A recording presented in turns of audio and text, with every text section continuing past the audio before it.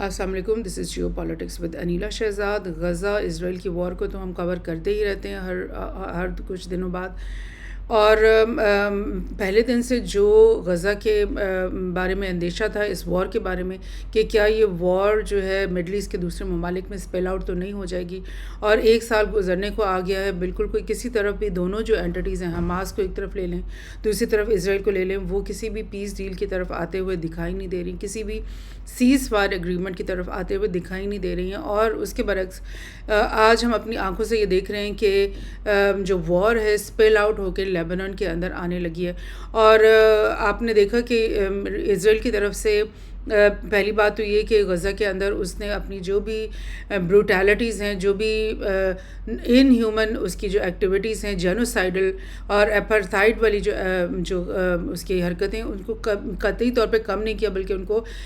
بہت زیادہ مزید بڑھاوا دے کر جو ہے وہ ایک سال سے وہ یہ حرکتیں کر رہا ہے غزہ کے لوگوں کے خلاف، اور ایون ویسٹ بینک کے اندر جو فلسطینی ہیں ان کے خلاف بھی اسرائیل کی کارروائیاں جو ہیں وہ عروج پر ہی رہی ہیں۔ اور اس کے علاوہ یہ کہ اسرائیل نے سیریا میں جا کر کے القدس کے اور ایرانین جو لیڈرز ہیں ان کو جا کر کے مارا، پھر ایران کے اندر ان کی کیپٹل سٹی تہران کے اندر جا کر اسرائیل نے جو ہے اسماعیل ہانیہ کی جو اسیسینیشن کروائی۔ یہ سب چیزیں جو ایسکلیٹری پوائنٹس جو ہے وہ بناتا چلے جائے۔ پھر اس کے بعد مطلب اس ساری جب بھی اسرائیل کچھ بھی کرتا تھا تو اس کی ریٹیلیشن حماس کی طرف سے تو آتی ہی تھی، لیکن حزب اللہ اور جو انصار اللہ ہیں وہ بھی اسرائیل کی تمام جو حرکتیں اس کا جواب دیتے تھے، اور حزب اللہ جو ہے وہ اپنے مزاج داغتا رہا ناردرن اسرائیل کے اوپر، اس کی جو پوری بیلٹ ہے تقریباً 8-10 کلومیٹر کی، اس کے اوپر وہ بے شمار بامبنگ کرتا رہا ہے، اور وہاں پر جتنی بھی سویلین پاپولیشنز ہیں وہ تو کب کی یعنی وہاں سے خالی ہو چکی ہیں، اور صرف ملٹری چیک پوسٹ وہاں پہ رہ گئی ہیں جن کے اوپر پے در پہ حملے حزب اللہ کی طرف سے ہوتے چلے گئے۔ اور ریڈ سی میں آپ نے دیکھا کہ آلموسٹ ایوری ویک کسی نہ کسی شپ کو، کسی نہ کسی ٹریڈ یا آئل ٹینکرز ایون ان کو بھی پہ حملے ہوتے رہے ہیں، اور اب تک جاری ہیں، یعنی کہ وہ سلسلہ ختم نہیں ہوا، لیکن وہ ہر ہفتے یا ہر 8-10 دن بعد کوئی کسی نہ کسی اسرائیل باؤنڈرڈ شپ کے اوپر وہ حملہ کرتے رہے۔ تو پچھلے ہفتے آپ نے دیکھا کہ اسرائیل نے ایک بہت ہی بلو دا بیلٹ جا کر کے حملہ کیا لیبنان کے اندر، کہ پورے جو ملک کے اندر جتنے بھی وہ پیجر ڈیوائسز تھی وہ سب ایکسپلوڈ کروا دی، اور اسی کے 1-2 دن بعد وہاں پہ واکی ٹاکی ڈیوائسز بہت سارے لوگ جو پورے ملک میں استعمال کر رہے تھے وہ بھی ایکسپلوڈ کروا دیں، تو جس سے سویلینز بھی مارے گئے، بہت سارے بے شمار زخمی ہوئے۔ اور لیبنان کی جو گورنمنٹ ہے انہوں نے یہ کہہ دیا کہ ہمارے پورے نیشن وائڈ ہم پر اٹیک ہوا ہے، حزب اللہ پہ اٹیک نہیں ہوا ہے۔ حزب اللہ اور اسرائیل کی تو اٹیکس چلتے آ رہے ہیں، پورا سال ہو گیا، مگر یہ جو اٹیک ہے یہ تو ایک پورے ملک کے اوپر اٹیک ہوا ہے۔ اور اسی کے ساتھ حزب اللہ نے بھی یہ کہہ دیا کہ ہم بھی آل آؤٹ اب شروع ہو رہے ہیں، اب ہم ایک یعنی کہ ایک ریکننگ تک لے کر جائیں گے، اور ایک نتیجہ تک لے کر آئیں گے اس وار کو، اور اب ہم جو ہے نہیں رکنے والے ہیں، کیونکہ یہ جو اٹیک ہے یہ ایک مطلب فل نیشن وائڈ اٹیک اسرائیل کی طرف سے لیبنان کے اندر ہو گیا، اور اس کا مطلب یہی ہے کہ انسٹیگیٹ کیا ہے اسرائیل نے کہ لیبنان کو اور حزب اللہ کو کہ وہ ایک آل آؤٹ وار کی بات کریں، اور ساتھ ہی ساتھ جو ہے کچھ میجر انسٹالیشن پہ حائفہ کے پورٹ پہ کچھ دن پہلے اٹیک ہوا، 2-3 دن پہلے حزب اللہ کی طرف سے۔ اور اب یہ بالکل لیٹسٹ نیوز جو یہاں پہ میں نے کھولی ہوئی سامنے کہ لیبنان کی جو حزب اللہ ہیں انہوں نے موساد کے ہیڈ کوارٹر پہ جو کہ تل اویو جو ان کا کیپٹل سٹی ہے اس کے بالکل ساتھ لگا ہوا جڑا ہوا ایک موساد کا ہیڈ کوارٹر ہے، اس کے اوپر بھی حزب اللہ کی طرف سے اٹیک ہو چکا ہے، اور اس کے نتیجے میں اسرائیل کی جو آرمی ہے وہ یہ کہہ رہی ہے کہ اب ہم بھی ایک فل فلیج قسم کا حملہ کریں گے۔ اور یہ دیکھیں Lebanon strikes are preparing for ground offensive Israel Army Chief says، یعنی اب اسرائیل کے آرمی چیف نے یہ کہہ دیا کہ ہماری طرف سے جو لیبنان میں اسٹرائکس کا سلسلہ ہوا جو بہت زیادہ انٹینسیفائی ہو چکا ہے پچھلے کچھ دنوں میں، وہ کیوں ہو رہا ہے، ہم اتنی زیادہ اب ہم نے بامبنگ وہاں پہ کیوں شروع کر دی، کیونکہ اب ہم لیبنان کے اوپر گراؤنڈ اوفینسو کے لیے تیار ہو رہے ہیں، پریپریشن کر رہے ہیں، اور دیٹ مینس کہ اسرائیل کی فوج جو ہے ٹینکس اور جو ہے وہ فوجی جو ہیں وہ لیبنان میں انٹر ہونے والے ہیں، اور اوپر سے وہ ایریل بامبنگ کریں گے، اور نیچے سے ان کی گراؤنڈ کی فورسز جو ہیں ٹینکس جو ہے وہ اندر انٹر ہوتے چلے جائیں گے. وہی کام جو غزہ کے اندر ہو رہا ہے وہی ایگزیکٹلی کام اب لیبنان کے اندر ہونے جا رہا ہے. اور میں آپ کو ریمائنڈ کروا دوں کہ لیبنان کے ساتھ یہ پہلی دفعہ اسرائیل کی وار نہیں ہے. آئی تھنک کچھ 8-10 سال پہلے جو آئی تھنک 2007 میں غالباً لیبنان اسرائیل وار جو ہوئی تھی اس میں بھی اسرائیل نے بہت زیادہ ڈسٹرکشن کی تھی، پورے ان کی سٹیز تباہ کر دیے تھے، ان کا کیپٹل سٹی کو زمین بوس کر دیا تھا. اتنا زیادہ تباہی ہو چکی ہے لیبنان کی اسرائیل کے ہاتھوں، ایک دفعہ نہیں کئی دفعہ یہ ان کے ساتھ کانفلکٹس ہوتے رہے. لیکن اب جو ہوگا، جس طرح سے ہم غزہ میں دیکھ رہے ہیں کہ وہ بالکل ریلینٹلیسلی یعنی اس جنگ کو بڑھاتے چلے جا رہے ہیں، اور مطلب بالکل ایک ڈیسائسو جگہ پر لانا چاہ رہے ہیں اسرائیل، تو یہی کام کیا لیبنان میں تو نہیں ہونا لگا. اور کچھ بڑے بڑے لیڈرز نے یہ بھی کہا ہے پچھلے دنوں میں کہ کیا لیبنان جو ہے وہ غزہ بن جانے والا ہے. سو یہ سب کچھ ہو رہا ہے، اور میں اس وار کی پریپریشن کے سلسلے میں کچھ نیوز جو ہے ان کو ٹچ کرنا چاہتی ہوں تاکہ آپ کو پتہ چلے کہ یہ لوگ کتنے سیریس ہیں یہ ساری وار کروانے کے سلسلے میں. یہ میں نے ایک یو ایس کا ہی لائک ملٹری ٹائمز ہیں، انہوں نے یہ رپورٹ کچھ دن پہلے ہی نکالی کہ یو ایس کی فورسز جو ہیں وہ مڈل ایسٹ میں کہاں کہاں پہ موجود ہیں. بڑی ڈیٹیل رپورٹ انہوں نے یہ بنائی ہے، اس میں سے تھوڑا سا میں آپ کو یہ بتانا چاہ رہی ہوں کہ ابراہیم لنکن جو ایک مطلب ایئر کرافٹ کیریئر ہے، بہت بڑا جہاز ہوتا ہے جس کے اوپر ایئر کرافٹ لینڈ کرتے ہیں اور ٹیک آف کرتے ہیں، وہ اور 3 ڈسٹرائرز اس کے علاوہ جو ہیں وہ یو ایس کے وہ گلف آف عمان کے اندر کھڑے ہوئے ہیں. یعنی گلف آف عمان کہاں ہے وہ آپ کو میں یہ دکھا دیتی ہوں. یہ بالکل پرشین گلف ہے یہ والی، جہاں ایران ایک طرف ہے اور دوسری طرف یہ گلف سٹیٹس ہیں، اور یہ جو عمان کے سامنے گلف بنتی ہے یہ والی حصہ یہ عمان اور اس طرف ایران ہے، یہ گلف آف عمان ہے. اور اس گلف کے اندر یو ایس کے جو ہے 3 ڈسٹرائرز اور ابراہیم لنکن جو ان کی کیریئر ہے ایئر کرافٹ کیریئر وہ کھڑے ہوئے ہیں، اور 2 یو ایس نیوی ڈسٹرائرز جو ہیں وہ ریڈ سی کے اندر کھڑے ہیں. 2 یو ایس کے ڈسٹرائرز یہاں پر ریڈ سی کے اندر کہیں پر بھی کھڑے ہوئے ہیں، اور جن کی سارے لوکیشنز ایگزیکٹ تو یہ لوگ نہیں بتاتے کہ کون سی چیز کیا ہے کہاں پہ ہے. Georgia guided missile submarine which Austin order to, یہ ان کے لائڈ آسٹن جو ان کے چیف ہیں، order to the region last month, یعنی پچھلے مہینے ایک Georgia guided missile submarine بھی جو ہے بھیج دی گئی ہے یہاں پر، اور وہ ریڈ سی کے اندر ہی موجود ہے، اور یو ایس سینٹرل کمانڈ اس کو کمانڈ کر رہی ہے، اور اس کی جو جگہ ہے لوکیشن ہے اس کے بارے میں ظاہر ہے وہ لوگ نہیں بتا رہے کہ ریڈ سی میں وہ ایگزیکٹلی کہاں پر موجود ہے. There are 6 US warships in the Eastern Mediterranean Sea. Mediterranean sea آپ کو اچھی طرح سے پتہ ہے، یہ میڈیٹرینین سی ہے. یہاں پر پورے میڈیٹرینین کے اندر 6 یو ایس کی وارشپس موجود ہیں، اور including the Wasp amphibious assault ship with 26 marine expeditionary unit aboard. یعنی ایمفیبیس اسالٹ شپ جو کہ گراؤنڈ کے اوپر چھوٹی چھوٹی بوٹس ہوتی ہیں جو کہ مطلب 50-40 فوجیوں کو لے جا کر اور کوسٹ کے اوپر پہنچاتی ہیں، وہ اس کی 26 یونٹس جو ہیں وہ بھی وہاں پہ ایکسپیڈیٹری یعنی بڑی تیزی سے کام کرنے والے یونٹس وہاں پر موجود ہیں. اور جو ہے 6 کی 6 جو وار شپس وہاں پہ موجود ہیں وہ ایسٹرن میڈیٹرینین میں، یعنی کہ اس طرف کی نارتھ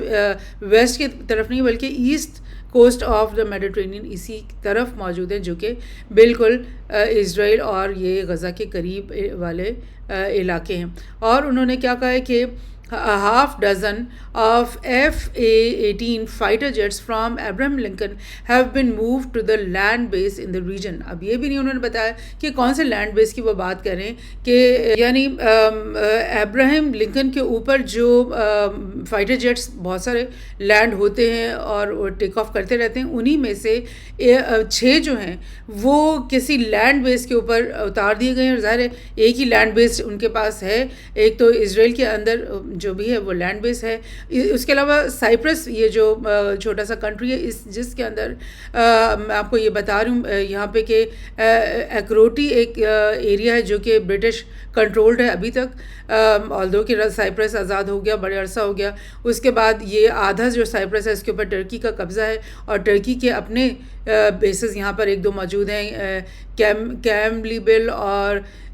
کیتھریا کے نام سے، اور دو علاقے ایسے ہیں جو یلو لائنز پہ آپ کو دکھ رہے ہیں، کافی بڑے علاقے ہیں، یہ برٹش کنٹرول کے انڈر ہیں. اور یہاں پر ایکروٹری جو ہے یو ایس کا برٹش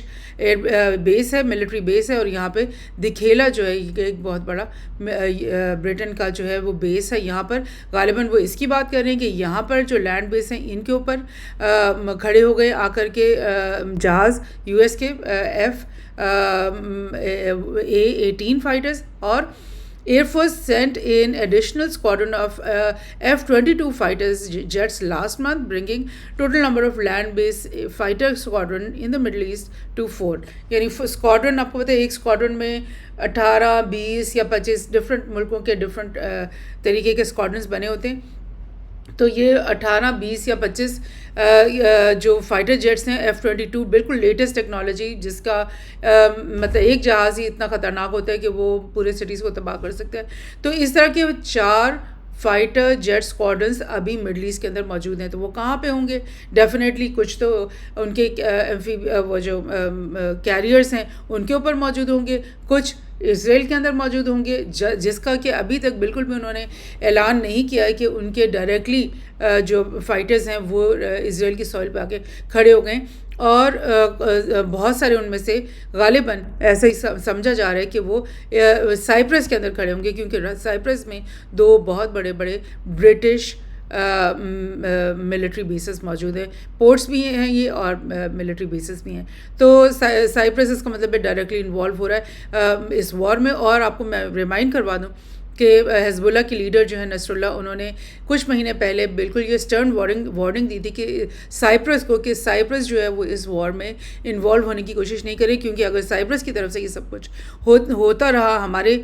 خلاف تو پھر ہم بھی ڈائریکٹلی سائپرس پہ حملہ کریں گے. سو یہ بات بھی پہلے ہو چکی ہے.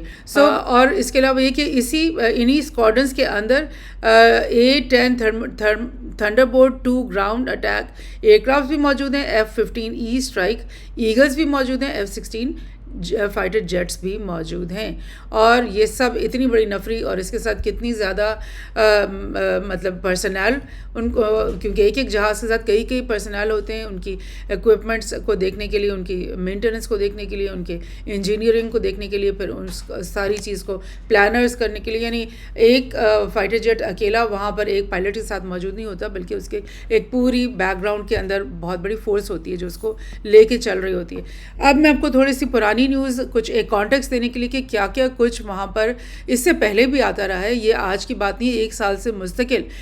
یہ سب کچھ چلتا آ رہا ہے. اور یہ میں دسمبر 2023 کی خبر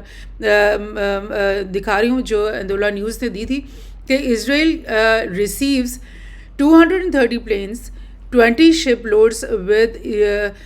US arms amid Gaza war. یعنی یہ ایک نیوز ہے صرف، اس کے علاوہ بھی بے شمار ترسیلات یو ایس کی طرف سے اور یورپین پاورز کی طرف سے اسرائیل کو ملتی رہی ہیں. لیکن یہ ایک خبر ہے جس میں 20 شپ لوڈ بھری ہوئی یو ایس آرمز کی، ایمونیشنز کی، ویپنز کی، میزائلز ہوں گے، ڈرونز ہوں گے، راکٹ لانچرز ہوں گے، وہ 20 شپس انہوں نے ریسیو کی اور 230 وار پلینز ریسیو کیے. آپ سوچیں کہ کتنا بڑا پہلے ہی اسرائیل کے اندر آرسنل بھر دیا گیا ہے، وہ بالکل لیس ہے، مطلب اتنی اس کے اندر اس وقت فائٹنگ پاور جمع کر دی گئی ہے کہ وہ اس وقت اتنا بولڈ اپنے آپ کو محسوس کر رہا ہے کہ شاید وہ تنہا بھی پورے مڈل ایسٹ کا مقابلہ کرنے کے لیے اس پوزیشن میں اپنے آپ کو سمجھ رہا ہے، جو کہ ایک خام خیالی ہے. ڈیفینیٹلی ایسا کچھ بھی نہیں ہے. لیکن یہ جو امداد اور یہ جو سپورٹ اتنی زبردست، اب غزہ کے اندر بھی تو जेनोसाइड हो रहा है वहाँ पे भी तो लोग हैं ना, इंसानियत है ना, उस वहाँ पर तो यूएस की तरफ से एक बुलेट भी नहीं पहुँची मदद के लिए, एक एरो भी नहीं पहुँची, या उन्होंने ये भी नहीं कहा कि चलो तुम स्टोन्स लेकर जो है अपनी जानें बचाने के लिए अपने कुछ कर लो, बल्कि वो उनको टेररिस्ट डिक्लेयर कर रहे हैं, उनको कह रहे हैं कि ये तो बहुत सब यही झगड़ा करने वाले यही जो है लोग जालिम लोग हैं, ऑप्रेसर्स हैं ये लोग। सो ये चीज़ें होती चली आ रही हैं। ये मैं आपको कुछ न्यूज़, और यूके की एक वेबसाइट है डिक्लासिफाइड यूके, ये बहुत ज़्यादा इन्वेस्टिगेटिव जर्नलिज्म करते हैं और बिल्कुल मतलब अपनी हुकूमत के ख़िलाफ़ भी कि वो क्या क्या गलत इक़दाम करें उनको वो अनवील करते रहते हैं। उन्होंने ये जुलाई के महीने में ये ख़बर निकाली थी कि America secret special forces flight to Israel from UK base on Cyprus, यानी उन्होंने कहा कि ये जो साइप्रस का ये मैप भी आपको दिख रहा है यहाँ पे कि साइप्रस में जो यूके की बेसेस हैं वहाँ से इज़राइल की तरफ फ़्लाइट्स जा रही हैं, और सीक्रेट स्पेशल फोर्सेस, आपको पता है सीक्रेट स्पेशल फोर्सेस क्या होती हैं, वो स्पेशल फोर्सेस होती हैं जो कि कमांडोज टाइप होती हैं, और वो बिल्कुल सेल्फ सफिशेंट किस्म के और बहुत ही मॉडर्न किस्म के वो जेम्स बॉन्ड टाइप इक्विपमेंट से लेस होते हैं, और वो लाइक एक एक जो आदमी होता है ना उसका फोर्स का, वो एक पूरी मतलब फोर्स होती है, और असैसिन्स होते हैं, और वो बहुत मतलब इफ़ेक्टिव होते हैं। तो ये जो स्पेशल फोर्सेस हैं ये लैंड होते रहे हैं अमेरिकन जो ये स्पेशल फोर्सेस हैं, और साइप्रस पे पहले आते रहे हैं, साइप्रस के बेस से वो इज़राइल की तरफ फ़्लाइट्स में पहुंचते रहे। यानी इस खबर से ये पता चल रहा है कि यूएस की forces boots on ground actually Lebanon के अंदर मौजूद हैं, जिसको ये शुरू से डिनाई करते रहे कि हम थोड़ा बहुत मदद तो करें लेकिन हमारे फ़ौजी वहाँ पे मौजूद नहीं है, हमारे बूट्स ऑन ग्राउंड वहाँ पे नहीं है। लेकिन आप देख रहे हो कि उनके बूट्स ऑन ग्राउंड बिल्कुल यहाँ पे मौजूद हैं। इसके अलावा एक और मई के महीने में इसी वेबसाइट में ये कि 60 British war planes have landed in Israel since Gaza bombing began, यानी कि सिर्फ यूएस की तरफ से एयरक्राफ्ट्स नहीं आ रहे बल्कि ब्रिटेन की तरफ से भी बेशुमार, आप समझ लें कि 60 ब्रिटिश वॉर प्लेन्स जो हैं आ चुके हैं, इज़राइल के अंदर लैंड कर चुके हैं। जब इतनी बड़ी तादाद में दुनिया के बड़े बड़े पावर्स इज़राइल के अंदर अपनी पूरी आर्मीज़ के साथ, आप समझ लें ये सिर्फ एयरक्राफ्ट अकेला तो नहीं होता ना, ये तो पूरी आर्मी होती है, उनको चलाने वाले पायलट्स होते हैं, वो सब के सब यहाँ पर जमा हो रहे हैं। तो इज़राइल को किस बात का खौफ व ख़तर कि मैं सीज़ फायर की तरफ जाऊँ, या उसको क्या इंसेंटिव रह गया कि अब वो सीज़ फायर की तरफ जाए, बल्कि वो तो कहेगा कि यार अब मैं इस पूरे मिडल ईस्ट को तबाह करता हूँ जो कि मुझे हर वक्त थ्रेट में रखते हैं, मैं इन सबको ही बलियामेट कर देता हूँ, और फिर मैं सुकून से जो है ना पूरे ग्रेटर इज़राइल भी बनाऊँगा, और मैं रिवर जॉर्डन और इराक़ तक जाऊंगा, और यहाँ पर मैं रिवर नाइल तक जाऊंगा और बड़ा सा इज़राइल बनाऊँ, क्यों ना मैं अपना ये ख्वाब पूरा करूँ। सो ये चीज़ पता चल रही है कि ये किस तरह से ये लोग आगे अप्रोच कर रहे हैं इस वॉर को। एक और न्यूज़ बड़ी इंटरेस्टिंग इसी वेबसाइट की है, जून के महीने में इन्होंने ये रिपोर्ट निकाली कि यूके ने साइप्रस में 74 फाइटर वॉर प्लेन्स जो हैं वो भेजे, और वहाँ पे मौजूद थे उनके, और वहाँ से उन्होंने उनको लेबनान में भेजा। अब ये बात आप लोगों को बड़ी अजीब सी लग रही होगी कि लेबनान में क्यों इज़राइल को भेजता, बात तो समझ में आ रही है, इज़राइल को भी भेजता ही है, लेकिन लेबनान के अंदर जहाँ पर हिज़्बुल्लाह मौजूद हैं वहाँ पे किस तरह से यूके के जहाज़ पहुँचे हैं और वहाँ पे क्या वो कर रहे हैं। तो मैं आपको थोड़ा सा ये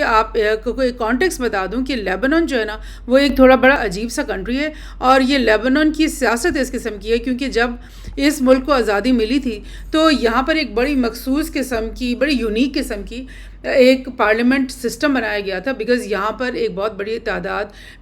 जो है ना क्रिश्चियंस की भी मौजूद थी। तो यूएस ने जब इस मुल्क को आज़ादी दी तो उसने बोला कि यहाँ पे जो पार्लियामेंट बनाई जाएगी उसमें 3 उसके सेक्शंस होंगे। एक जो प्रेसिडेंट होगा ना वो क्रिश्चियन हुआ करेगा, और जो पार्लियामेंट का जो पीएम होगा वो जो है वो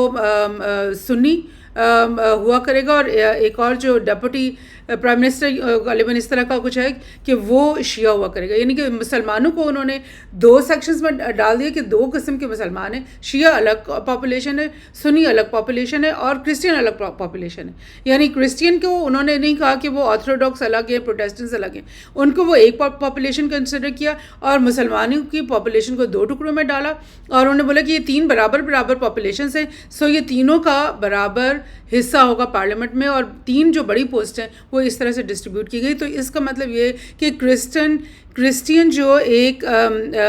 اینٹی ہوتی ہے لیبنان کے اندر بڑی اسٹرانگ ہمیشہ موجود ہوتی ہے، اور وہی کرسچین اینٹی جو ہوتی ہے وہ ہمیشہ پرو یو ایس پرو ویسٹ ہوتی ہے، اور وہ ان کی حمایتی ہوتی ہے. تو اب ایسا لگ رہا ہے کہ آلدو کہ لیبنان کے جو پرائم منسٹر ہیں انہوں نے تو کئی دفعہ کہا ہے کہ حزب اللہ کو وہ اپنی ملک کی آرمی کی سمجھتے ہیں، اور حزب اللہ ان کی آرمی کا ایک کلیدی حصہ ہے. لیکن کون سے ایسی جگہیں بنی ہوئی ہیں لیبنان کے اندر جو اس کرسچین کمیونٹی کے پاس کوئی بیسز ہیں، کوئی ایسی جگہیں ہیں، کوئی آرمی ملٹری انسٹالیشنز ہیں جہاں پر کہ وہ یو کے جہازوں کو لا کر کے کھڑا کر رہے ہیں، جس میں کہ وہ گاڈ نوز کہ ان سے کیا پرومس کر رہے ہیں کہ وہ لیبنان کو ڈیفینڈ کرنے کے لیے یہ یوز کریں گے ان جہازوں کو، یا پھر یہ حزب اللہ کے اوپر ڈائریکٹ اٹیک. یہاں سے جو ہے اسرائیل نارتھ سے اپنی گراؤنڈ فورسز اور ٹینکس کو اور اندر یہاں گھسا رہا ہوگا، اور ادھر وہ اپنی ایریل بامبنگ کر رہے ہوں گے، اور وہاں پر کہیں پہ موجود ہوں گے یو کے جہاز جو کہ اندر بیروت کو کے اوپر ہم ٹارگٹ کرنے کے لیے، ٹریپولی پہ ٹارگٹ کرنے کے لیے، اور میجر یہاں پر ان کو تھریٹ کرنے کے لیے وہاں پہ موجود ہوں گی. یہ کیا سٹوری ہے؟ یہ بہت ہی عجیب سٹوری ہے جو اس خبر کے ساتھ انویل ہو رہی ہے. اور